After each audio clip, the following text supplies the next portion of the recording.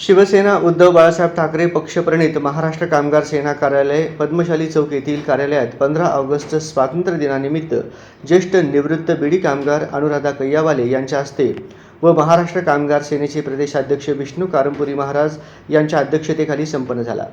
यावेळी कारंपुरी महाराज यांनी आपल्या भारत देशात सर्व जनता जनार्दन सुख शांती व समृद्धी राहतील, तो दिवस खरा स्वातंत्र्य दिन होईल आणि देशात समृद्धी प्राप्त होईल असे म्हणाले व सर्व शहीद स्वातंत्र्यवीरांना भावपूर्ण श्रद्धांजली वाहिली। सदर प्रसंगी मान्यवरांसह विठ्ठल कोराडकर, रेखा आडकी, मेराबाई लच्छूवाले, पप्पू शेख, श्रीनिवास बोगा, गणेश म्हणता, प्रशांत जक्का, गुरुनाथ कोळी, प्रथमेश आडकी, प्रेम आडकी, शिशिर कल्पगार, शिशिर काळपगार यांच्यासह बीडी कामगार भगिनी व कामगार सेनेचे पदाधिकारी उपस्थित होते। जय हिंद, जय भारत, जय महाराष्ट्र।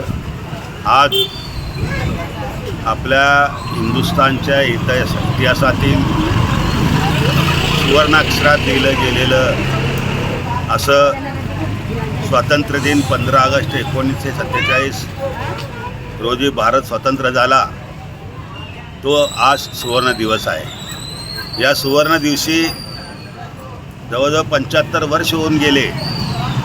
स्वातंत्र्याचं सुख सगळ्यांना मिळालं, स्वातंत्र्याचं फळ सगळ्यांना मिळालं, स्वातंत्र्य जीवन जगा लागलेत।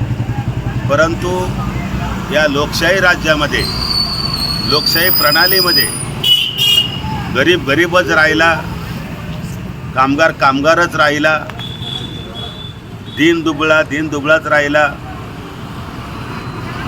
या सर्वांची ज्या वेळेला उन्नती होते त्यावेळेला आपण भारत स्वातंत्र्य दिन, खरं स्वातंत्र्य दिन साजरा करण्याचा आनंद सगळ्यांना होईल।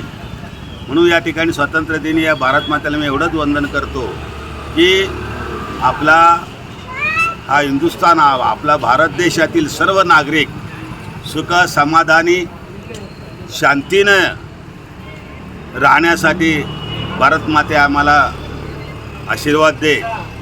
आणि परत एकदा या स्वातंत्र्य दिनाच्या सर्व सोलापूरकरवासियांना, सर्व बंधू भगिनींना, जनतेला, कामगार बांधवांना, विद्यार्थ्यांना, सर्व लोकांना शुभेच्छा देतो। मी थांबतो।